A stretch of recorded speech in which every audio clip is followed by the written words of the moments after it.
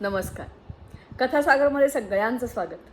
आज एका अशा कंदमुळाची मी माहिती देणार आहे की जी भारताला आत्मनिर्भर बनण्याकडे मदत करेल असं हे कंदमूळ. सगळ्यांनाच माहिती आहे की ग्लोबल वॉर्मिंग, बदलणारं हवामान, जमिनीचा पोत सगळी चर्चा होत राहते.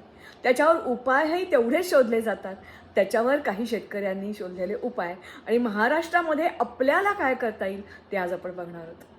त्याचं असं झालं की परवा मी मार्केटमध्ये गेले भाजी आणायला आणि बऱ्याच दिवसांनी फक्त एकाच माणसाकडे मला कोनफळ म्हणतात ते, किंवा ज्याला बऱ्याच वेगवेगळ्या नावाने ओळखलं जातं, पर्पल याम असंही म्हणतात, काही जण याला गराडू असंही म्हणतात, किंवा कोणी कोणी याला बेंगणी जिमीकंद असंही म्हणतात. हे दिसलं लगेचच, मला ते खूप आवडतं.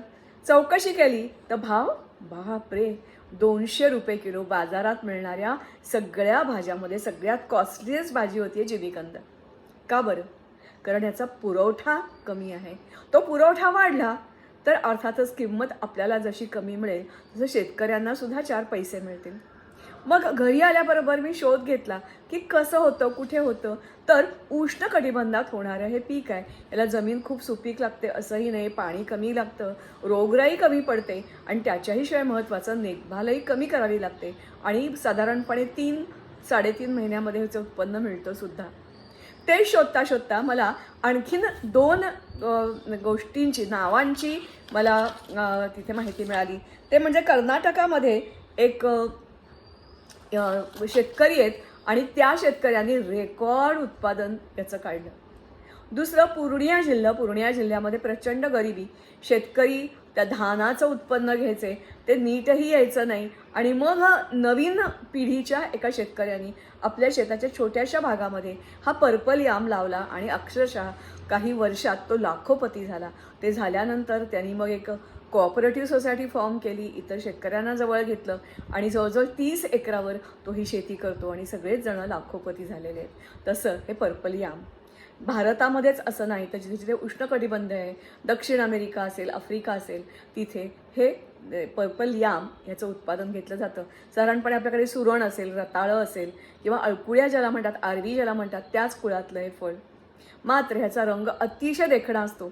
खरं तर जांभळा रंग हा एका ज्याला आपण म्हणूया खानदानी रंग किंवा ज्याला म्हणतात खानदानी श्रीमंती, त्याचं प्रतीक आहे असं मानला जातो. ते रंग घेणारं हे झाड आत कापल्यावर वरून दगडासारखं दिसतं, आत कापल्यावर जांभळा मस्त रंग दिसतो. याच्याशिवाय याची पानं ती पण अतिशय छान असतात. त्याच्यामध्ये परत 2 प्रकार असतात. पर्पल जाम किंवा पर्पल याम अधिक फेमस आहे. रेड याम किंवा रेड रताळं ज्याला आपण म्हणतो ते पण आहे. त्याची पण पानं लालसर असतात. तर पर्पलची पानंही जांभळी असतात. तीही खूप छान दिसतात. काही वेळेला जमिनीलगत ही वाढली जाते, तर काही शेतकरी आधुनिक तंत्र वापरताना त्यांना वर असं चढवतात, मांडवावरही चढवतात. त्यामुळे काही जण फक्त जमिनीत पेरतात तर काही जण छोटे छोटे असे बॉक्स तयार करतात, त्याच्यामध्ये पेरतात. काही जण टेरेस गार्डन करताना याचं उत्पादन घेतात आणि आपल्या घरापुरतं, कुटुंबापुरतं याचं उत्पादन काढतात. खरं तर श्रावण महिन्यामध्ये आत्ता आहे त्याच्याही पेक्षाही महाग असतं, पण राजस्थान, गुजरात या ठिकाणच्या स्त्रिया उपवासासाठी याचा वापर करतात. एक गुजरातमध्ये अशी काही दुकानं आहेत की जिथे फक्त आणि फक्त यामचे विविध प्रकार विकले जातात. यामचा चाट विकला जातो, त्याचबरोबर यामचे वडे विकले जातात, हलवा करता येतो, चिप्स करता येतात, खीर, उंदीव, चिला, पोरिच, पुरी, पॅटीस, भजी, French fries, Chinese pancake, विविध प्रकारची आईस्क्रीम्स, त्यालाही हे वापरलं जातं. आणि असं म्हणतात की नारळाच्या बागेमध्ये याचं उत्पादन अतिशय छान येतं. वेगळं काही करावं लागत नाही, आपोआप ह्याला नारळाला दिले पाणी, निगराणी ती ह्याच्यापर्यंत पोचते. याला फक्त एकच काळजी घ्यायची असते की पाण्याचा पुरवठा जास्ती होता कामा नये, ते कंद कुजता कामा नयेत आणि त्यासाठी स्प्रिंकलरचा वापर करावा असं सांगितलं जातं. मला असं वाटतं की साधारणपणे असं म्हटलं जातं की एका बास्केटमध्ये किंवा एखाद्या प्लास्टिकच्या मोठ्या थैलीमध्ये, सिमेंटची थैली, वाळूची थैली जी आपल्याकडे येते त्याच्यामध्ये साधारणपणे पाण्याचा पटकन निचरा होणारी जी जमीन असेल त्याच्यामध्ये रताळी किंवा ह्या पर्पल यामचे काप जे असतात, कंद असतात, ते ठेवले जातात. साधारणपणे 15 ते 20 दिवसात त्याच्यातून रोपं येतात. ही धावती मुळं, ज्याच्या दुर्वाला असतात त्याची धावती मुळं असतात, ती छाटायची आणि त्याची जमिनीमध्ये लागवड केली जाते. साधारणपणे थोड्याच दिवसामध्ये ही आणखीन मोठी होते, भराभर वाढते. 50 दिवसामध्ये मग ह्याला मी म्हटलं तसं लाकडाचा किंवा काड्यांचा आधार देऊन वर चढवलं जातं आणि साधारणपणे 65 दिवसानंतर याची एकदा छाटणी केली जाते, कारण याला सूर्यप्रकाश खालपर्यंत मिळाला पाहिजे म्हणून. आणि मग 90 दिवसामध्ये ह्याचं पीक तयार होतं. काही जण वर्षातून 2 पिकं घेतात, तर काही जण पहिलं पावसातलं पीक येऊन गेलं की मग दुसरं पीक म्हणून खरीपाचं पीक म्हणून घेतात. दुसरी ह्याच्यात सगळ्यात महत्त्वाची गोष्ट आहे, म्हणजे बाकीच्या आपल्या सगळ्या पालेभाज्या असतील किंवा इतर भाज्या असतील या पटकन खराब होतात, पेरिशेबल असतात.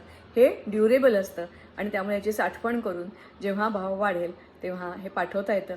मला वाटते भारत सरकारने वेगवेगळ्या ट्रेन्स, गुड ट्रेन्स मुद्दामून यासाठी तयार केलेले आहेत. त्याचा शेतकऱ्यांना नक्कीच फायदा घेता येईल. परसबागेत लावा तुमच्या किंवा तुमच्या अंगणात लावा आणि हळूहळू करता करता सगळीकडे जर ग्रीनरी फुलवलीत तर आपोआपच जमिनीची समृद्धी होईल. आणि हा जो काही कोनफळ किंवा पर्पल याम आहे तो अत्यंत औषधी आहे. एक रुजुता दिवेकर नावाच्या एक आहार तज्ज्ञ आहेत, फिटनेस तज्ज्ञ आहेत, त्या सांगतात की पावसाळ्यात जरूर खा, कारण पावसाळ्यात जे वेगवेगळे रोग होतात त्याच्यापासून हा दूर ठेवतो. याच्यामध्ये काय काय नेमकं असतं तर कार्बोहायड्रेट्स, व्हिटॅमिन सी, जीवनसत्व, कर्बोदकं, त्यामुळे विविध व्याधीवर हे उपयोगी होतंच होतं. शरीरातील हार्मोनचं संतुलन ठेवलं जातं, पेशींचं रक्षण केलं जातं. रक्तातील अत्यंत जो एक रक्तस्राव प्रवाह असतो तो सुरळीत व्हायला मदत होते.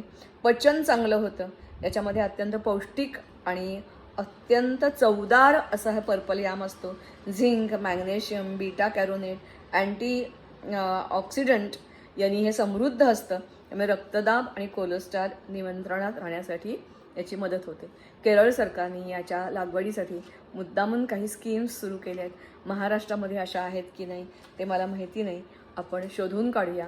आणि किमान म्हणजे कमी पाणी, भरपूर ऊन असं लागणारं हे पीक. मी आत्ता जे हे व्हिडिओ करते तुम्हाला सगळ्यांनाच माहिती आहे की पालघरला जी जमीन आहे तिथले जे शेतकरी आहेत ते पारंपरिकरित्या सध्या उन्हाळ्यात, आता कोणी, परवा मी जेव्हा गेलो तर कोणी मला आम्ही भेंडी घेतली आहे, कोणी पालेभाजी घेतो, कोणी मिरचीचं पीक आणि एरवी रिकामी असते जमीन. त्या सगळ्या शेतकऱ्यांना हे अतिशय फलदायी, पटकन श्रीमंत करणारं, कारण माणसाच्या हातात पैसे खेळायला लागले आणि त्याचबरोबर त्याला सद्विवेकाची आणि गुणांची जोड असेल तर ती नुसता पैसा राहत नाही, तर ती लक्ष्मी होते, वरदान ठरणारी, आणि मग आपल्याबरोबर आपल्या परिसराचंही भलं करते. ते असं हे पर्पल याम, कोनफळ ज्याला म्हटलं जातं, असं उपासाला चालणारं हे त्याचं आणखीन वैशिष्ट्य. त्यामुळे उपासाचे जे उपासाचे वडे करायचे करा, किंवा ज्याला मगाशी मी जे म्हटलं ते थालीपीठ याच्यापासून केलं जाईल. याच्यापासून पावडर सुकी करतात की नाही, करतात, कारण त्याच्यापासून आईस्क्रीम बनवतात, त्याच्यासाठी तीच पावडर वापरली जाते. अशी विविध तुम्हाला बाय प्रॉडक्ट्सही करता येतील. अर्थातच या सगळ्या गोष्टी प्रयोग कोणीतरी करत असतं, आपण प्रयोग करू शकतो. किंवा काही वेळेला डॉक्टर सिंग आहेत किंवा एक मध्य प्रदेशामध्ये एक लेडी आहेत सिंह नावाच्या, त्या अशा प्रकारचा प्रयोग करतात आणि त्यांनी गच्चीवर सुद्धा ही अशा प्रकारची रोपं उगवलेली आहेत. एवढंच नव्हे तर त्याच्या जांभळ्या रंगामध्ये तुमच्या घरामध्ये एखाद्या कंटेनरमध्ये जरी एखादं हे लावलं तरी तुमचा इंडोर प्लांट म्हणून ही शोभा वाढवतं. ऊन मात्र ह्याला मंद मंद द्यायला पाहिजे, सतत घरात ठेवून चालणार नाही. तेव्हा असं हे कोनफळ बहुगुणी, बहुउपयोगी, चविष्ट. आपण झलक बघूया, कारण प्रत्यक्ष तोंडी बोलून काही कळत नाही ना. प्रत्यक्ष दिसल्याशिवाय याची फळं कशी आहेत, फुलं कशी आहेत, ते दिसल्याशिवाय आपल्याला कळणार नाही. चला तर मग माझ्याबरोबर आपण या याम, पर्पल याम आणि रेड याम यांच्या दर्शनाला जाऊया आणि त्यांना विनंती करूया की आमच्या शेतामध्ये रुजारे बाबांनो यावर्षी आम्ही प्रयोग करतो आणि तुम्हाला आमच्या शेतामध्ये घेऊन येतो. चला तर मग. हे आहे कोनफळ किंवा पर्पल याम. बघितलात कसा छान रंग आहे. याच्या अंगावर भरपूर केस आहेत. वरून दगडासारखं कठीण दिसतं, कोवळं असताना म्हणजे कच्चं जर कापलं तर ते बुळबुळीत असतं. अशाही आकारात हे पर्पल याम येतं किंवा रताळ्याच्या आकारातही येतं. मार्केटमध्ये मुंबईत जे दिसतं ते आत्ता जसे गड्डे सुरणाचे तसं साधारणपणे हे दिसतं. याचा रंग बघूनच कोणालाही खायचा मोह होतो आणि ते आणलं जातं. दुसरी महत्त्वाची जी ह्या पर्पल यामची गोष्ट आहे ती म्हणजे अत्यंत काय म्हणा ढिसूळ असं असतं. शिजवल्यावर त्याचे छान काप करता येतात. साल कच्ची असताना काढताना जरा कठीण जाते, कारण त्याला काटे काटे काटे काटे असे असतात. ते काढताना काही वेळेला जर तोंडाला लागले तर त्रास होऊ शकतो. म्हणून कच्चं खायचं असेल तर काळजीपूर्वक काटे काढा आणि उकडलं जर असेल तर मात्र तुम्हाला सहजपणे वरचं एकदा हे काढून टाकलं, डेक त्याचं काढून टाकलं की छानपैकी हाताने पण सोलता येतं. अशी त्याची हिरवीगार अशी ही पानं असतात. अर्थातच पर्पल रंग, पर्पल यामला पर्पल पानं असं हे शेत दिसतं. बरीच लागवड करायची असेल तर अशा प्रकारे पर्पल किंवा रेड असेल तर रेड अशा प्रकारची पानं तुम्हाला दिसतात. अर्थातच आणखीन थोडं पुढे जाऊया. ही शेतं जी आहेत ही आपल्याकडची मात्र नाही आहेत, कारण आफ्रिकेमध्ये आणि दक्षिण अमेरिकेमध्ये सुद्धा खूप मोठ्या प्रमाणावर याची लागवड केली जाते. साधारणपणे इतर सगळी आधुनिक तंत्र वापरून ही शेती केली जाते. त्याची फुलं मी तुम्हाला म्हटलं तसं अत्यंत आकर्षक आणि सुरेख असतात. ज्याला आपण बेल टाईप फुलं म्हणतो तशी ही बेल टाईप फुलं. नुसती फुलं जरी बघितली तरी कोणाचंही मन मोहून जाईल अशा प्रकारची ही फुलं. बघा घंटीसारखा याचा आकार आहे आणि ही अशी छान खालच्या बाजूला ही अशी रताळी किंवा पर्पल याम पकडलेलं असतं.